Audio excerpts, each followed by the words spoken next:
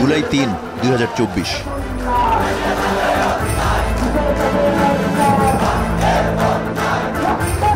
সরকারি চাকরিতে কোটা পুনর্বণ্টন এবং সংস্কারের দাবিতে ঢাকা বিশ্ববিদ্যালয়, জাহাঙ্গীরনগর বিশ্ববিদ্যালয়, জগন্নাথ বিশ্ববিদ্যালয়, ইসলামী বিশ্ববিদ্যালয় সহ অনেকগুলো পাবলিক বিশ্ববিদ্যালয়ের শিক্ষার্থীরা ৪ দফা দাবির সমর্থনে আজও আন্দোলন করে।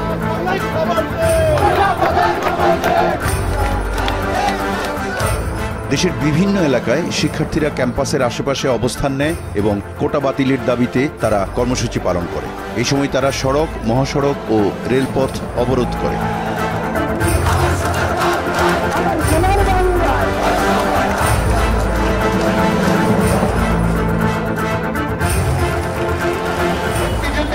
অন্যদিকে শিক্ষার্থীদের এই আন্দোলনের বিপরীতে মুক্তিযোদ্ধা কোটা পুনর্বহাল সহ ৭ দফা দাবিতে রাস্তায় নামে মুক্তিযোদ্ধা সংসদ, মুক্তিযোদ্ধা সন্তান কমান্ড সহ আরও কয়েকটি সংগঠন। কোটা পুনর্বহাল না হলে কঠোর কর্মসূচির হুঁশিয়ারি দেয় তারা।